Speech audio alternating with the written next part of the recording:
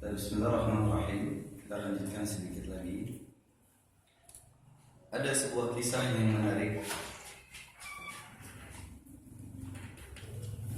yang Allah Subhanahu wa taala cantumkan di dalam surat Al-Kahfi.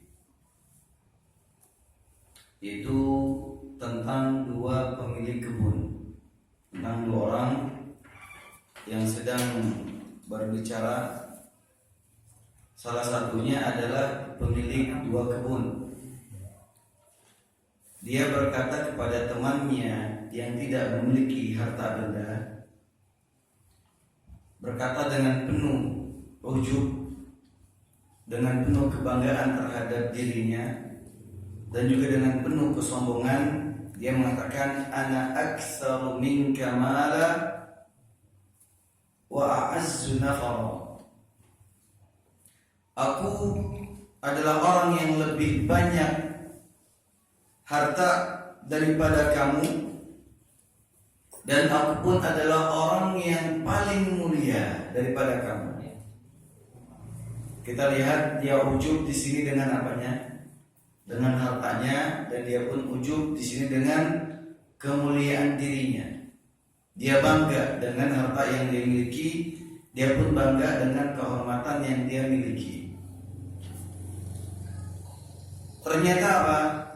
Allah Subhanahu wa taala balas orang tersebut disebabkan ujub yang dia lakukan. Wa uhita bi thamarihi. Allah Subhanahu wa taala binasakan, Allah hancurkan hasil panen dari ladangnya. Lihat, ada orang yang ujub, punya dua kebun, punya dua ladang. Dia berkata kepada temannya, ana aktsaru minka mala, hartaku lebih banyak daripada kamu. Wa a'azzu nafara, dan aku lebih mulia daripada kamu. Allah balas orang ujub tadi dengan apa? Wa uhita bi thamarihi. Allah hancurkan hasil panennya. Ayyuhallazina azani Allah wa iyyakum jami'an. Begitu juga kita tahu sama-sama Qarun. Dia ujub, dan akhirnya dengan ujubnya dia pun berlaku sombong terhadap kaumnya. Qarun itu orang yang Allah berikan kelapangan harta, sampai-sampai berangkasnya Qarun atau perbendaharaan Qarun, gudang hartanya Qarun, itu kuncinya itu diangkut oleh puluhan orang yang kuat-kuat. Bapak-bapak atau pohon kelapa itu diangkat sama berapa orang?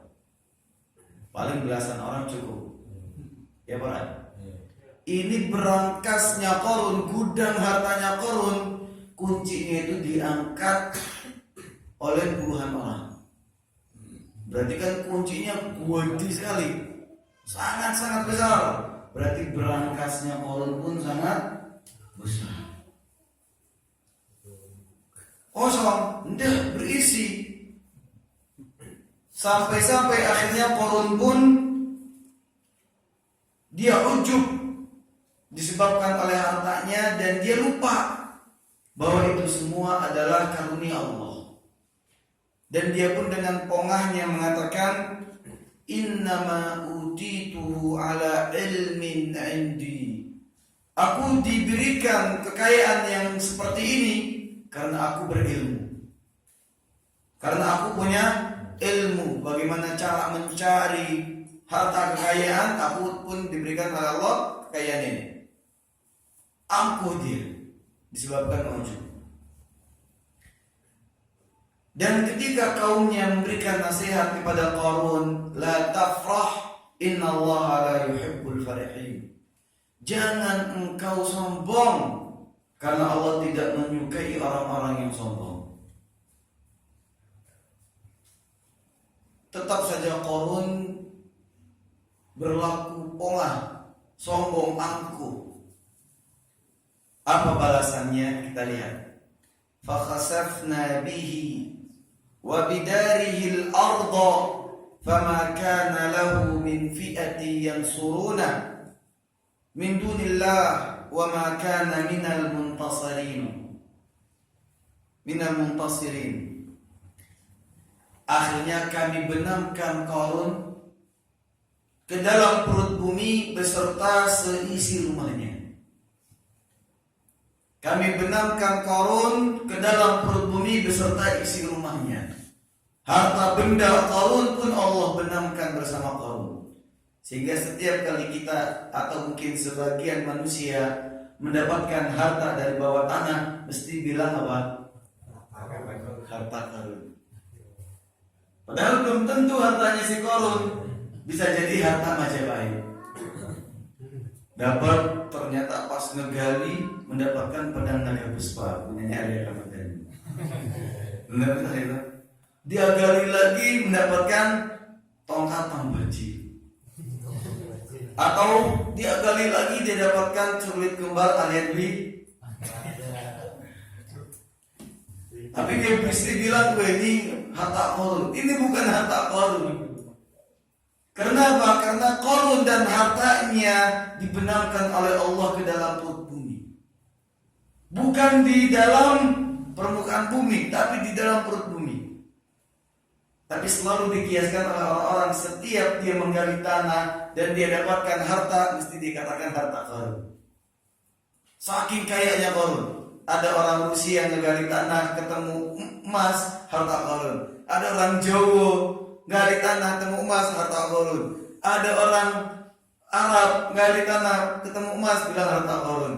Hartanya di mana? Tapi itu bukan harta Qarun. Karena harta Qarun dan si Qarun itu Allah benamkan ke dalam perut bumi sampai hari kiamat nanti. Apa dalil penguatnya? Di dalam hadis yang sahih diriwayatkan oleh Imam Al-Bukhari dan oleh Imam Muslim oleh Abu Hurairah disebutkan bahwasanya Nabi SAW bersabda, "Bainama rajulun yatabakhtar yamshi fi burdayhi qad a'jabathu nafsuhu fa khasafa Allahu bihi al-ardha fahuwa yatajaljalu fiha ila yaumil qiyamah." Kata Nabi Muhammad, ketika ada orang jalan dengan penuh keangkuhan, dia berjalan dengan penuh keangkuhan, dia memakai baju bagusnya, baju kebesarannya dia pakai, qad a'jabathu nafsuhu, dan dia telah merasa bangga dengan dirinya sehingga dia pun jalan dengan penuh keangkuhan. Fakhasafallahu bihil ard, Allah benamkan dia ke dalam perut bumi. Fahuwa yatajaljalu fiha ila yaumil qiyamah, dan dia akan terus menembus di dalam perut bumi sampai hari kiamat. Tentang siapa ini? Tentang Qarun dan orang-orang yang semisal dengan Qarun. Berarti apa? Tidak layak bagi kita untuk sombong. Karena kita tidak bisa menyeberangi lautan, dan kita tidak bisa naik ke atas langit, dan kita pun tidak bisa mendaki gunung atau menembus gunung, tidak bisa. Kita adalah orang-orang yang lemah. Kita manusia di bumi yang besar, bumi itu adalah kecil di hadapan Allah. Kan kalau misalnya ada itu di YouTube itu diperlihatkan manusia di atas sampai akhirnya nggak kelihatan, sampai pun bumi pun tidak terlihat. Saking kecilnya manusia. Terus buat apa dia sombong? Dan orang-orang yang ujub terhadap dirinya dan dia sombong dari kiamat, dia akan dibangkitkan dengan tubuh yang sekecil semut dengan kepala manusia. Ini dia hilafillah. Berarti tidak ada alasan bagi kita untuk sombong, baik dengan harta yang kita miliki, baik dengan anak-anak yang kita miliki, jabatan, garis keturunan, ilmu, sampai pun ideologi. Tidak perlu kita berbangga diri, karena semuanya adalah titipan Allah. Inna lillah, kita semua adalah milik Allah. Apa yang kita miliki pun milik Allah. Wa inna ilaihi raji'un, dan sesungguhnya kita pun akan kembali kepada Allah. Paksa atau tidak dipaksa, semua kita dan apa yang kita miliki akan dipinta balik oleh Allah. Ridho atau tidak ridho, siap atau tidak siap, semua yang kita miliki, bahkan diri kita sendiri pun akan dipinta balik oleh Allah Subhanahu wa taala. Wallahu taala a'lam bishawab. Maka pembahasan tentang perkara-perkara yang menyelamatkan kita akan lanjutkan pada pertemuan yang akan datang insyaallah, entah kapan. Semoga Allah Subhanahu wa taala memberikan kita kemudahan. Kalau misalnya ada pertanyaan-pertanyaan yang ingin disampaikan, kami persilakan. Jika saya mampu menjawab, saya akan jawab. Jika saya tidak menjawab, saya akan jadikan PR untuk saya gali kembali. Wallahu a'lam.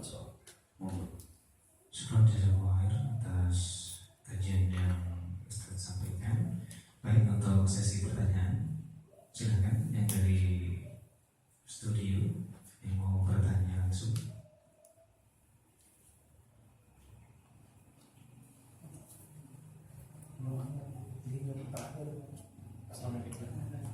Monggo baik. Assalamualaikum warahmatullahi wabarakatuh. Waalaikumsalam. Yang mau saya tanyakan, bagaimana cara bertaubat dari sifat-sifat ujub dan sifat-sifat yang tercela yang lain yang pernah kita lakukan pada kesempatan-kesempatan yang telah lalu. Terima kasih. Banyak pertanyaannya mungkin menyusul.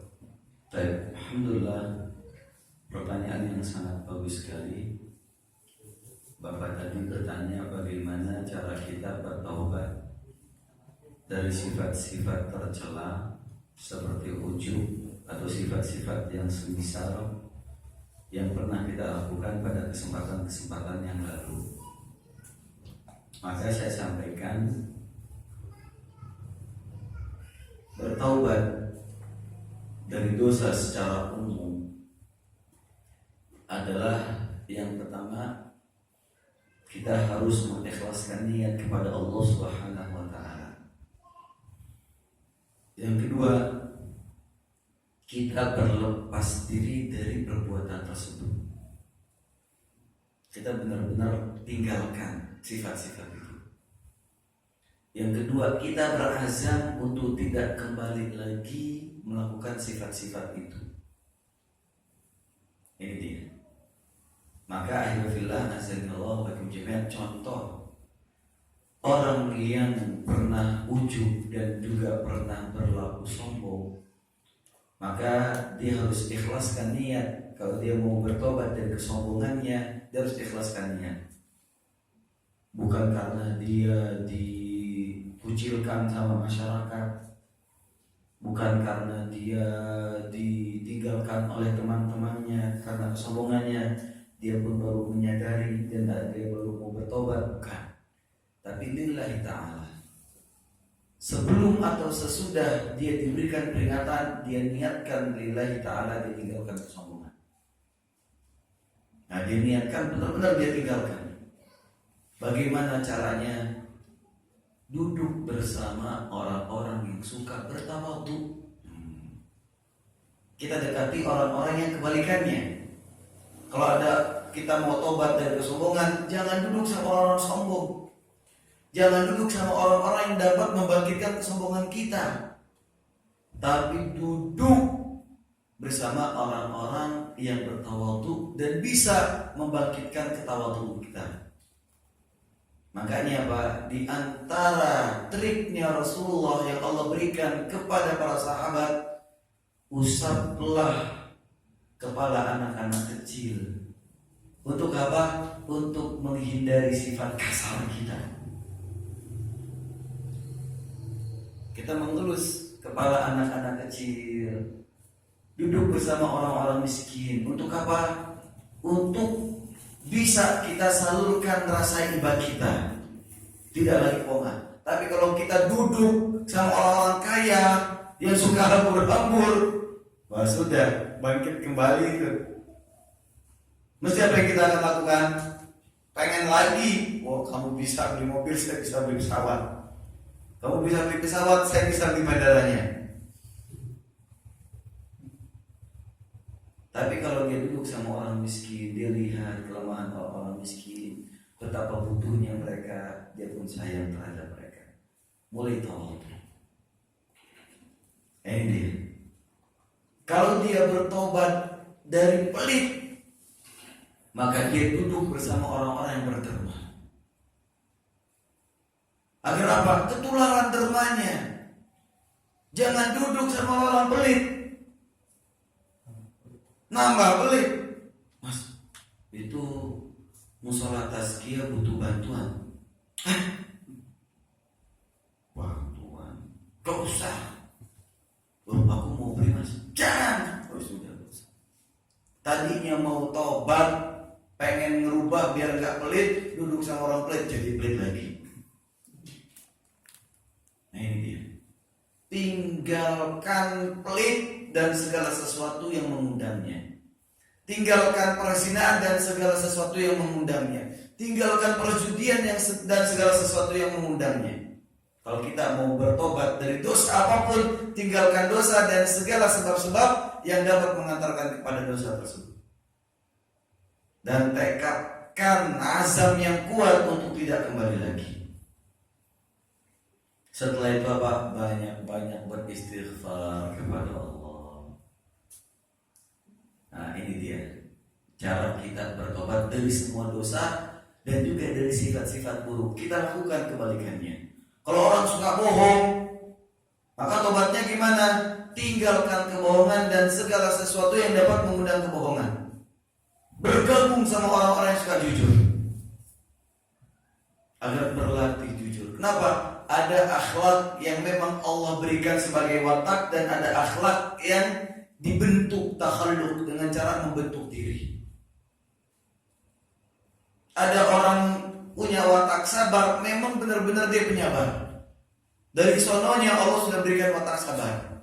Ada juga orang yang sabar karena dia menyabarkan dirinya. Jadi ada watak yang jibillah yang Allah fitrahkan, ada yang watak muktasabah yang dia cari untuk dia dapatkan. Ini dia. Alhamdulillah azani Allah jami'an. Alhamdulillah orang Jawa itu punya watak yang sudah bagus. Apalagi Jawa Tengah. Lembut-lembut, sabar-sabar. Bemas, mungkin. Nama Bemas, gini, aku rapopo. Tenanan Mas, di aku rapopo. Masya Allah. Itu memang watak yang Allah berikan. Sopan-sopan. Nah ini dia. Tapi beda dengan orang Batak. Wataknya memang keras. Tapi kalau ada orang Batak yang benar-benar penyabar, Masya Allah, hebat itu. Nawarin makanan aja itu sambil marah, saya bukan marah ya, sambil pocong. Hei makan. Tapi kalau dia, makan mas, yang gitu. Dari orang Batak, hei makan. Betul pengen berbuat baik dia, tapi sambil bentar. Tapi Allah SWT memberikan watak kepada manusia, akhlak yang baik pada manusia, ada juga watak yang tidak baik. Tapi Allah pun memberikan manusia kemampuan untuk merubah watak tersebut. Ini dia ya berfirman. Gitu baik. Wallahu ta'ala ashab. Ada yang lain? Ada pertanyaan. Ustaz, apakah menggulung pakaian dalam sholat itu dilarang? Apakah menggulung pakaian dalam sholat itu dilarang? Pakaian dalam menggulung pakaian dalam sholat gitu ya. Mungkin bukan dalam sholat mungkin. Apakah menggulung pakaian ketika sholat? Kalau pakaian dalam, tapi pakaian dalam. Pakaian ketika sholat itu dilarang? Tidak dilarang. Kalau celana kita misalnya kepanjangan bagi laki-laki, maka dianjurkan untuk digulung. Syukur-syukur kalau imannya sudah kuat potong.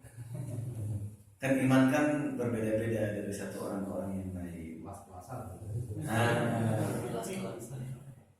kalau misalnya pakaian tangan yang terlalu panjang, mungkin dia memakai pakaian kakaknya, gulung. Karena kalau dipotong kakaknya ngamuk-ngamuk, ya digulung, tidak masalah. Tapi kalau misalnya pakaiannya itu sudah benar-benar sesuai syar'i, tapi dia gulung-gulung, maka ini termasuk larangan di dalam sholat. Tapi larangannya bukan larangan haram, tapi larangan makruh, dan sholatnya tetap sah. Makruh.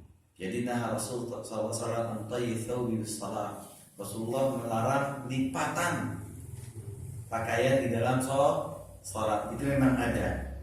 Tapi ini tidak mutlak. Tapi pada pakaian-pakaian yang sudah sesuai syar'i, laki-laki misalnya sudah tidak terlalu panjang celananya, tangannya pun sudah tidak terlalu panjang, tapi digulung-gulung kayak preman itu, sampai sini dilinting-linting. Gelinting-linting. Nah itu yang tidak benar. Tapi kalau sudah sesuai syar'i, tidak ada yang harus dibenahi lagi, maka tidak boleh digulung, dilarang. Tapi pelarangannya bukan haram, tapi pelarangannya makruh, dan sholatnya tetap sah. Tapi ini hanya untuk kaum lelaki. Adapun untuk kaum wanita, maka pakaian panjang sangat disyariatkan, baik di dalam ataupun di luar sholat, baik ketika ataupun di luar sholat. Jadi seperti itu. Bagaimana di luar sholat? Sama tadi saya sampaikan. Bagaimana dengan sarung yang digulung-gulung? Kalau sarung digulung dia di atas, sarung digulung di bawah, yang atasnya kebuka. Belum kaki yang digulung, yang di atasnya kebuka. Yang dimaksud gulung itu dilinting. Nah ini kan sudah dilipatnya, ini udah bagus. Mestinya seperti ini. Tapi ketika sholat gitu ya, dia maksudnya digulung itu seperti ini. Toyi atau fi sholat seperti ini, dilinting-linting begini. Dilinting. Yang dimaksud digulung adalah dilinting. Kalau sarung kan memang digulung di bagian atas, bukan di bagian bawah. Nah, kalau digulung di bagian atas, digulung di bagian bawah kayak pocong nanti. Wallahu ta'ala a'lam bishawab. Monggo Mas. Berkaitan dengan seorang penuntut ilmu, berkaitan dengan masalah ujub dan sombong. Ketika seseorang itu sudah mengikuti kajian-kajian Ahlussunnah, sudah ketemu dengan pakar-pakar hadis dan sebagainya gitu, dan ketika itu ada kajian-kajian yang dimana bukan kajian ya pengajian, tapi sangat lemah sekali dalam menyampaikan sesuatu. Nah, itu sering terjadi kepada orang-orang penuntut ilmu yang mempunyai sifat sombong. Kajiannya kayak gitu.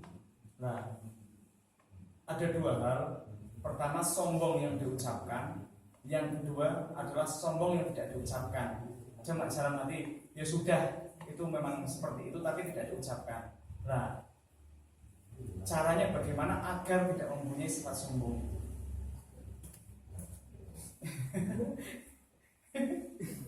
Di sini panas, harus minum. Baik. Jadi ujub itu adanya di dalam hati. Dia menganggap dirinya lebih bagus, lebih hebat, orang lain rendah. Yang menimbulkan sombong dengan sikap. Ujub itu adanya dalam hati. Dia merasa dirinya lebih besar, lebih agung, lebih mulia ketimbang orang lain. Yang akhirnya menimbulkan sikap sombong. Nah, sombong itu adalah pada sikap, pada perbuatan. Apa itu? Dua hal. Ghamtun nas wa batarul haq, menolak kebenaran dan meremehkan orang sampai terucap misalnya, atau dengan perbuatan menghinakan seseorang. Berarti dia sudah benar-benar terjatuh pada sombong. Nah, kalau misalnya ada seorang penuntut ilmu, mestinya ilmunya itu yang malah membuat dia semakin tawadhu, bukan malah memiliki sifat ujub, dan bukan malah membuahkan sombong pada dirinya. Pertama, datang dengan banyak cara. Ada orang-orang yang pintar berbicara sehingga menakjubkan banyak orang. Sehingga dikatakan oleh Nabi, inna minal bayani lasihrun. Sesungguhnya ada beberapa penjelasan yang seakan-akan adalah sihir. Seseorang itu takjub dengan perkataannya. Tutur katanya yang pas seperti pantun, memukau. Wah, senang dia. Akhirnya apa? Wah, ujub. Dia senang sekali. Ada juga seorang dai yang bicaranya biasa-biasa saja datang. Karena memang dia nggak buat-buat. Sesuai dengan apa yang dia mampu, dia nggak buat-buat. Nah ini dia. Tapi orang aku begitu ya. Nah ini jadi masalah. Ya ikhwanana, menghadiri majelis ilmu yang paling pertama kita harapkan adalah keberkahan majelis ilmu itu. Keberkahan majelis ilmu itu. Yang kedua adalah kemanfaatan ilmu. Karena ilmu tidak akan bermanfaat kecuali ilmu itu berkah. Ada seorang yang dai Masya Allah diminati oleh ibu-ibu. Sudah apalah. Diminati sama ibu-ibu. Sampai ibu-ibu kalau hadir ke kajian itu menor-menor dandanannya. Sampai ke Istiqlal dikejar, ke sana dikejar, ke masjid mana dikejar. Tapi ketika pulang, apa yang diajarkan? Lucu. Saatnya ganteng ya. Wah, hebat. Wah. Tidak ada berkahnya.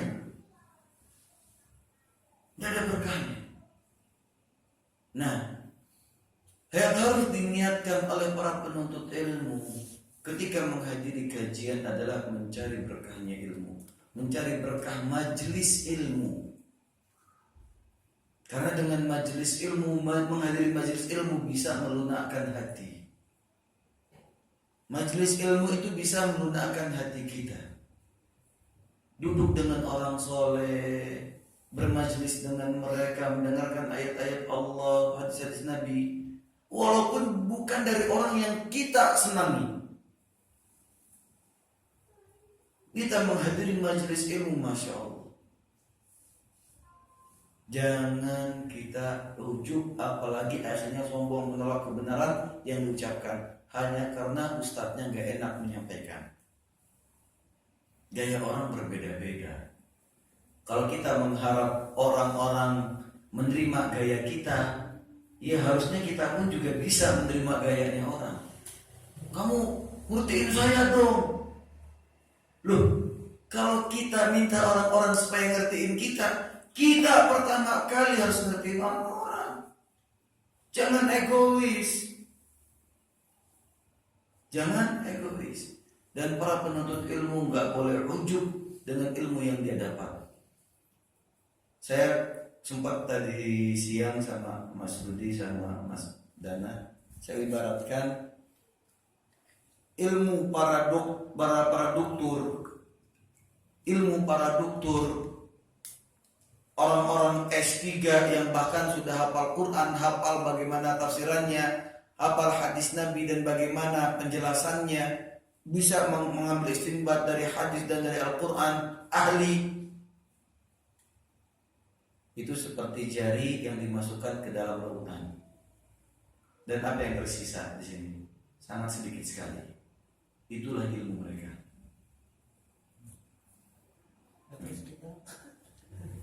Nih yang sedikit ini nih. Bukan gelas ya, bukan gelas, tapi lautan. Karena dalam sekali ilmu agama kita itu dalam sekali. Syekhul Islam Al-Imam Ibn Taimiyah menghabiskan masa bujangnya untuk ilmu. Kenapa? Karena fadilah ilmu. Imam Nawawi menghabiskan masa bujangnya dan meninggal dengan keadaan bujang. Imam Ibn Taimiyah juga meninggal dalam keadaan bujang. Untuk apa? Untuk ilmu. Kenapa? Karena fadilah ilmu. Semakin banyak orang mendapatkan ilmu, itu seperti padi. Semakin menunduk ketika dia berbisik, bukan semakin ujub. Wah, saya kalau sama Ustaz Fulan mantap. Tapi kalau sama Ustaz Fulan enggak deh. Enggak boleh. Ilmu tidak ada pembedaan.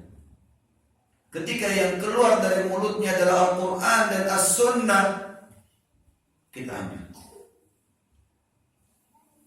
Wajar manusia itu salah. Wajar manusia itu salah.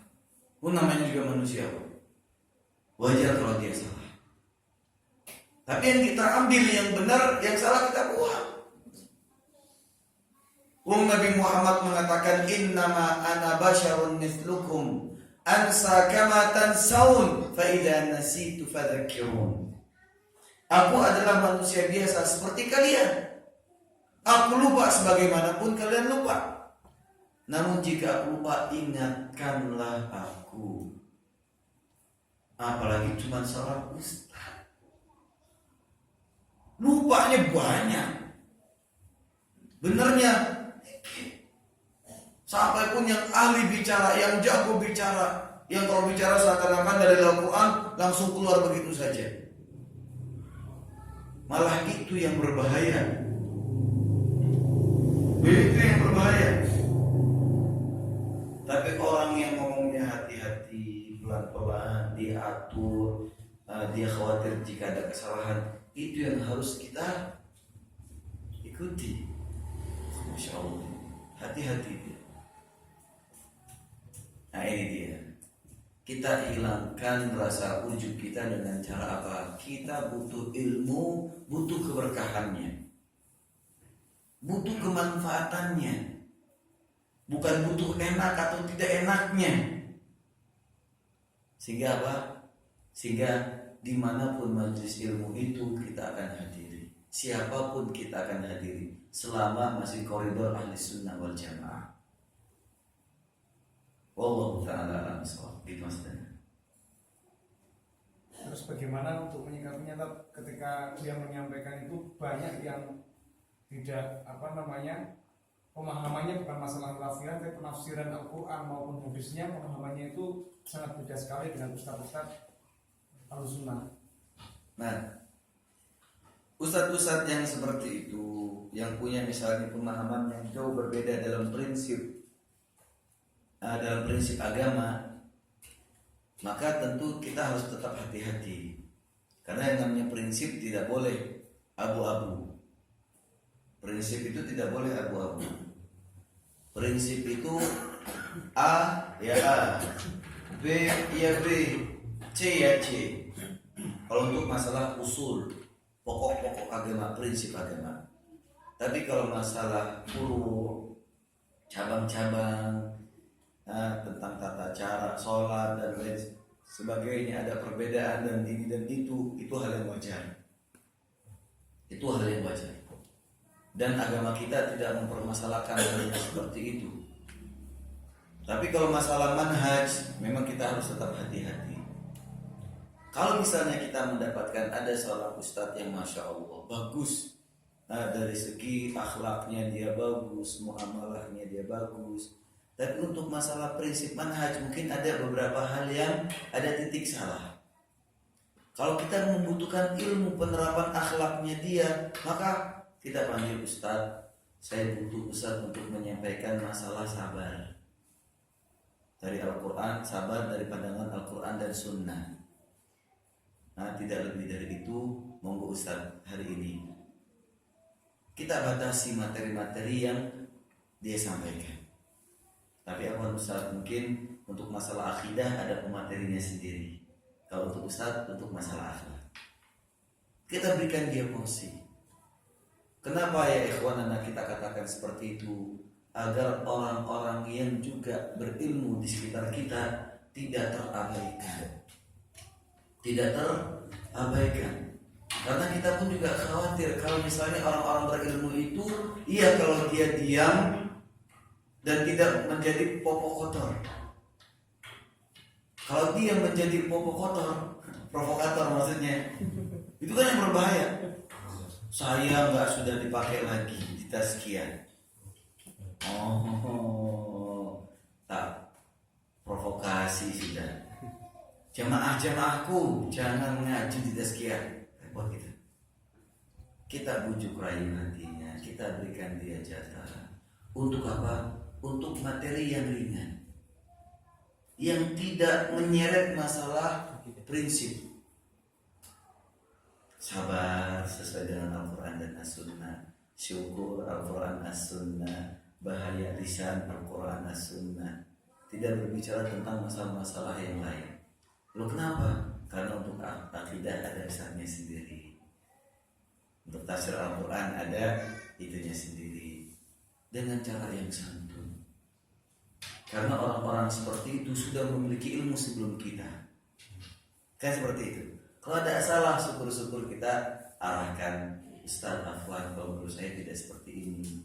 Dan menurut para ulama sesuai dengan Al-Quran dan Sunnah untuk prinsip seperti ini. Syukur-syukur kalau kita bisa menegakkan hujah pada Ustaz tersebut. Kalau kita tidak bisa, jangan kita tinggalkan. Karena dia pun saudara kita, butuh kita rangkul, butuh kita luruskan. Kalau kita tinggalkan dia, terus kita menganggap diri kita benar sendiri, terus dia akan kita biarkan dengan kesesatannya. Nauzubillah, tidak benar itu. Unsur akhaka zaliman aw mazluman. Tolonglah saudaramu ketika dia dalam keadaan zalim ataupun dalam keadaan terzalimi. Para sahabat nanya, lebih kalau orang dizalimi kita tolong wajar, tapi orang berbuat zalim gimana cara nolonginnya? Dia mau ngebunuh kita bantu ngebunuh. Tidak. Kita tahan dia dari kezalimannya. Itulah cara kita nolong dia. Nah begitu juga ketika kita mendapatkan ada seorang ustaz mungkin salah dalam urusan akidah, dalam prinsip akidah dia salah. Terlebih khusus akidah terhadap para ulama, terhadap para pemimpin dia salah. Dalam menafsirkan Al-Quran dia salah. Kita tolong banget dengan cara kita luruskan semampu kita. Dan kita berikan porsi kehormatan sewajarnya. Ini dia. Inilah sikap kita terhadap para ulama. Tidak membabi buta. Nah, tidak serta-merta kita keluarkan dia dari garis ahli sunnah wal jamaah. Kita langsung vonis dia sesat, gak berhak dia untuk ngaji di sini, gak berhak dia untuk ngisi di sini. Tidak. Berikan dia posisi sesuai dengan kebutuhannya, agar dia tidak terabaikan dan tidak menjadi benih-benih yang rusak dakwah kita. Ini dia ihbafillah, wallahu ta'ala ansar. Monggo. Kita tutup ya. Ada pertanyaan yang mau saya jawab ini. Ustaz, apakah memperindah rumah membangun dengan mewah dibolehkan? Syukran jazakallahu khairan. Memperindah rumah membangun dengan mewah dibolehkan. Boleh, hukumnya boleh. Tapi megah yang sesuai syar'i, bukan dengan gambar-gambar makhluk bernyawa, bukan dengan membuat patung-patung makhluk hidup. Megah bangunan monggo. Apalagi kalau ternyata diisi sama 4 istri 20 anak. Wajar. Istri pertama di lantai atas kamar depan. Istri kedua lantai atas kamar belakang. Megah, gitu kan? Istri ketiga, keempat di lantai bawah, depan dan belakang. Tingkat 3 buat si suami kalau buat pas istirahat. Nggak diganggu sama istri pertama, 2, 3 dan 4. Anak-anaknya di mana? Menyebar, rumahnya megah, boleh. Bahkan kata Nabi, wal yas'aka baituka, hendaknya rumah kamu itu benar-benar luas bagimu. Makanya orang-orang Jawa rumah joglonya itu masya Allah sesuai dengan arahan Nabi, luas-luas, bagus. Ketika kita ingin mengundang orang makan, Nabi SAW punya jamuan rutin bersama para sahabatnya, menggunakan qas'atun bayda, nampan yang warnanya putih. Kenapa? Karena dengan campuran susu makanan beliau, dan dihidangkan untuk dimakan bersama para sahabat yang begitu banyak, seperti perahu itu. Jamuan makan beliau nampaknya yang lebar. Beliau makan bersama para sahabatnya. Walaupun bukan di rumah beliau, beliau undang itu, karena rumah beliau kecil. Rumah beliau kecil.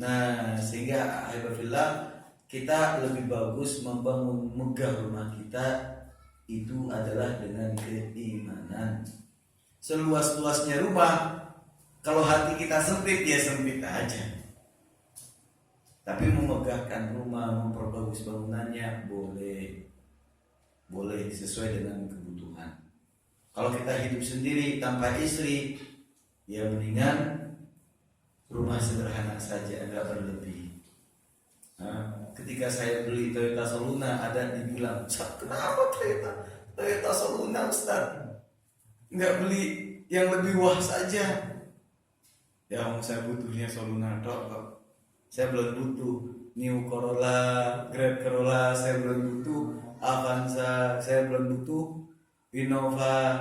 Saya cuma butuh untuk 1 istri dan 3 anak saya, dan anaknya masih kecil-kecil. Berarti cukup mobil yang kecil. Ini dia ilmuillah, wallahu a'lam bishawab. Kita tutup dengan doa. Itu kalau orang sholat biasanya ada yang bangun dari sujud itu kayak begini, Iya. ada yang begini, ini yang satu, yang kedua yang ngacung tengil lagi. Nah itu mana yang paling ideal? Yang paling cocok itu yang mana? Gitu. Dan sering terjadi kan? Sampaikan Nah itu coba diterangkan sedetail-detailnya biar saya tahu kalau ada keluar caranya mengikuti. Gitu. Betul. Kalau detailnya, saya sudah menerjemahkan sebuah buku berjudul Syarhul Mumti' jilid ketiga tentang tata cara sholat Nabi. Bukunya murah, saya promosi ini. Tapi bukan promosi buku saya, tapi promosi ilmu. Karena saya sudah dapat duitnya dulu. Sekarang saya sudah nggak dapat lagi uangnya. Nah, disebutkan oleh para ulama di dalam hadis Nabi SAW bahwa Nabi ada istilah ajen.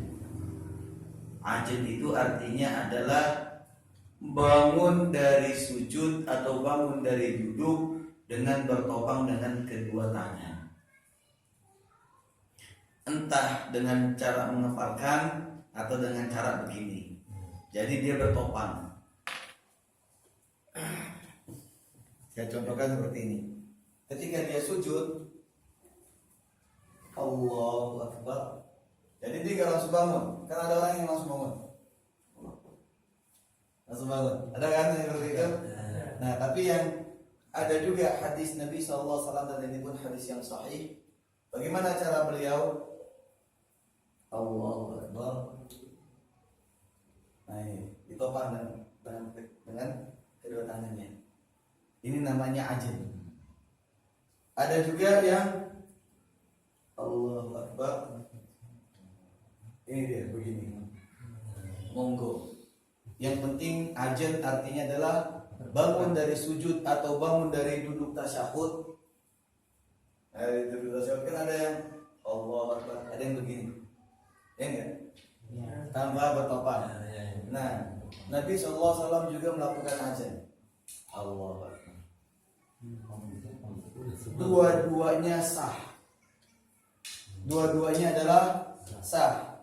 Dan kalau ditanya mana yang ideal, kalau ternyata sunnah ajan bangun dengan kedua tangan ini adalah sunnah yang sudah banyak ditinggalkan, maka lebih ideal untuk dilakukan untuk menghidupkan sunnah kembali. Ternyata tetangga kita banyak yang tidak tahu sunnah ini, maka kita sampaikan terlebih dahulu, baru kita contohkan untuk menghidupkan sunnah Nabi.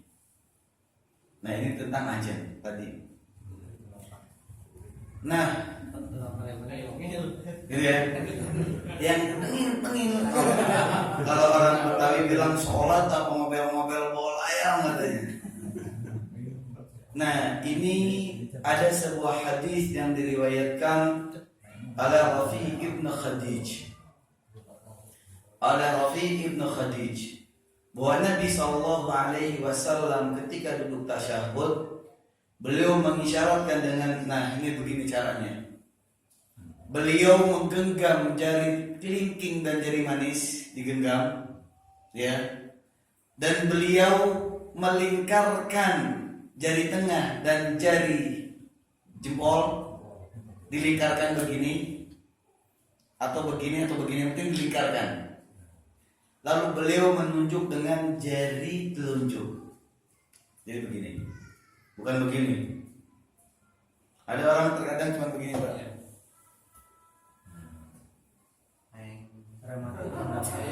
Nah begini nih. Ada begini. Ada Yang ideal yang mana? Nah, yang ideal tadi adalah hadis Rafi bin Khadij.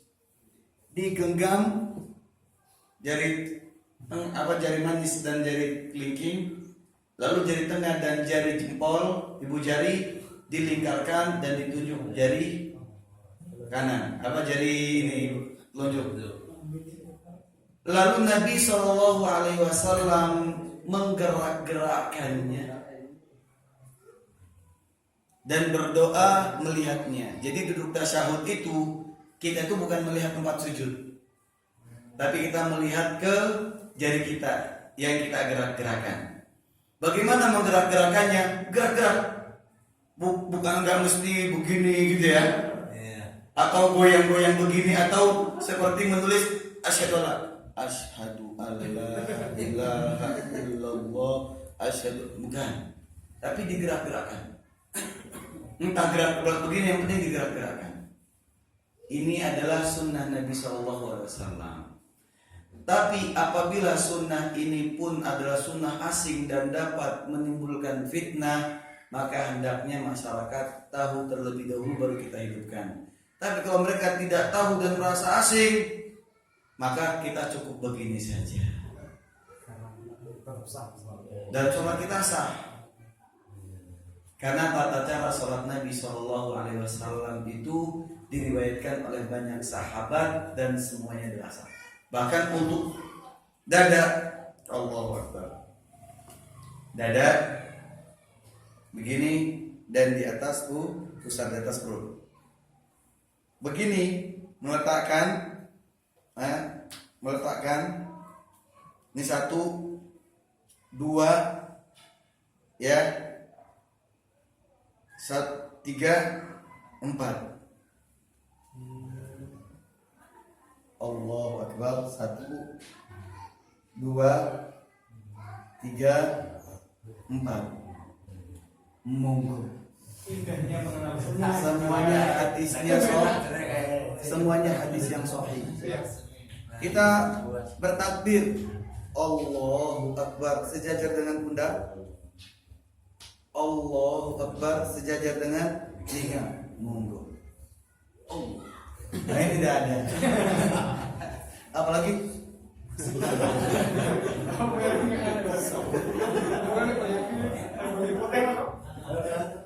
nah itu dia. Terus gerak-gerakannya itu di tengah apa mulai dari awal? Mulai dari awal, menggerak-gerakannya mulai dari awal. Asyhadu an la ilaha illallah. Karena kan kita ketika itu sudah mulai berdoa. Asyhadu an la ilaha illallah, asyhadu anna Muhammadan abduhu wa rasuluh. Allahumma shalli ala Muhammad wa ala ali Muhammad. Terus mengenai menghafal seperti ini, tak?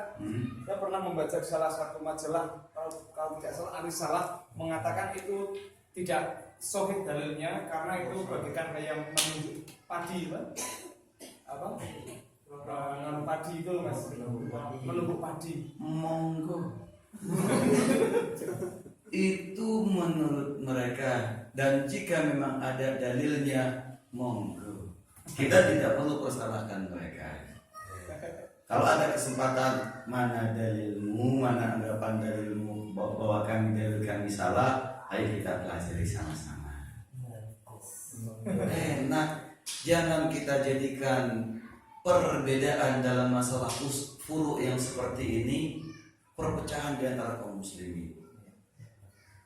Nah, kalau kita tahu ilmunya enak, nyantai.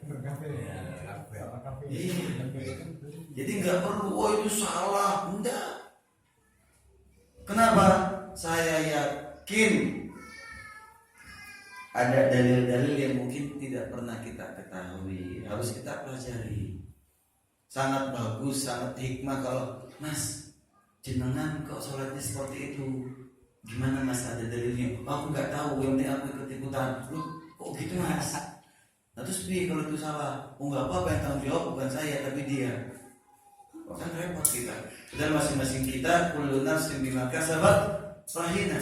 Masing-masing jiwa bertanggung jawab terhadap apa yang dilakukan. Nah sehingga apa?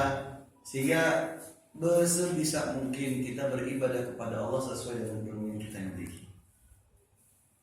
Makanya saya dulu pernah pesan sama Mas Dana, kalau misalnya ada ustadz yang membahas fikih secara serial berkesinambungan, dan ustadz tersebut pun benar-benar memiliki kemampuan agar tidak menyalahkan satu madhab dan memenangkan madhab yang lain, enak gitu. Dari sejak masalah kesucian, masalah wudu, saat wudu itu yang benar kepala itu begini, apa begini saja Ustaz? Kan masih menjadi polemik itu. Saat yang benar itu gimana Ustaz? Ketika kita habis sholat, assalamualaikum warahmatullah, assalamualaikum warahmatullah, kita usap wajah apa tidak? Nah ini kita butuh fikih. Gitu ya. Yang soal sedikit ya kita yang itu ngacung di tengah-tengah itu katanya apa namanya doif hadisnya Di tengah-tengah, pas di tengah-tengah. pernah anak tanyakan juga di Asatirul Fikih. Ya berarti kan tadi kan yang saya bilang apa? Ngacungnya dari sejak Awal. bukan ngacung dari sejak tengah-tengah pas asyhadu alla bukan. Asyhadu alla ilaha illallah bukan, tapi dari sejak awal. Karena itu yang riwayatnya Rafi ibn Khadij.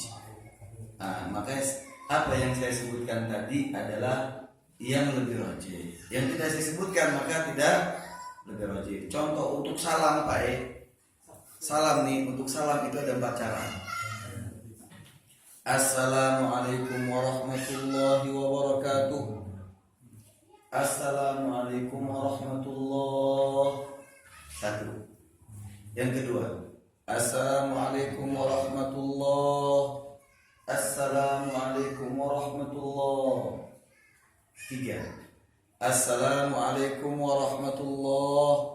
Assalamualaikum. Cuman nengok sedikit, enggak sampai begini.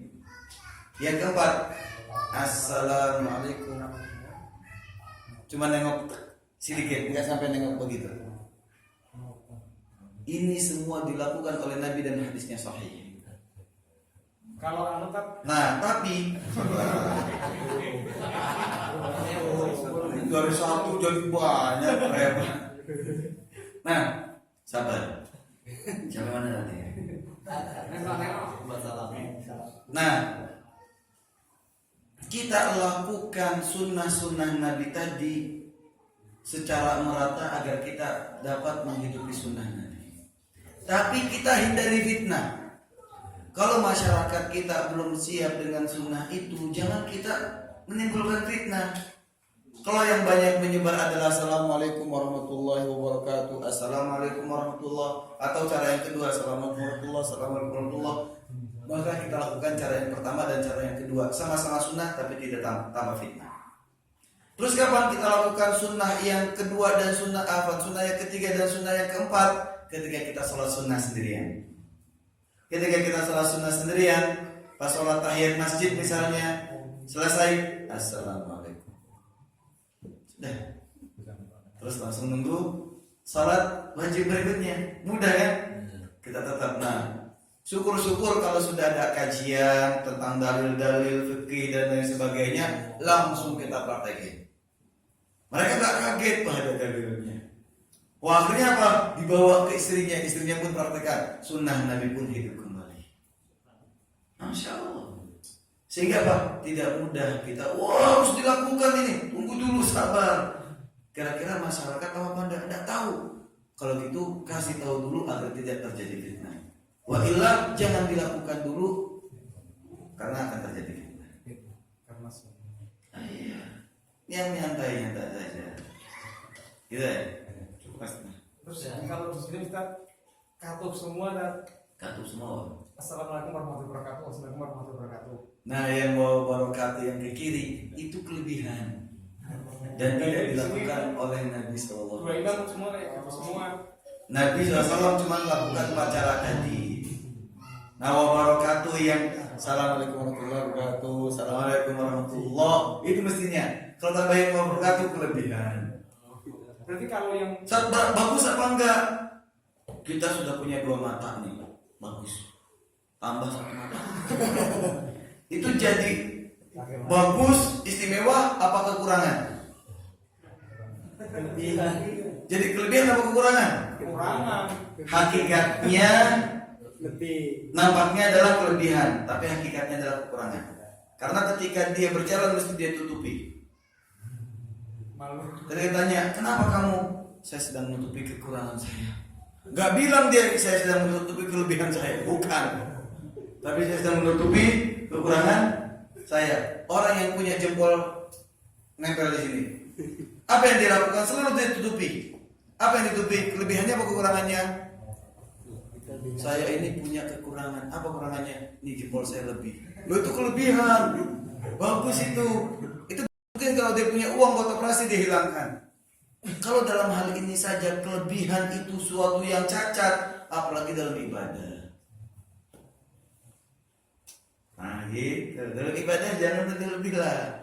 Wong yang lain banyak ibadah yang belum kita lakukan kok. Masa kita mau bikin ibadah yang lain? Yang lain banyak yang belum kita lakukan. Jadi ya, sudah ya.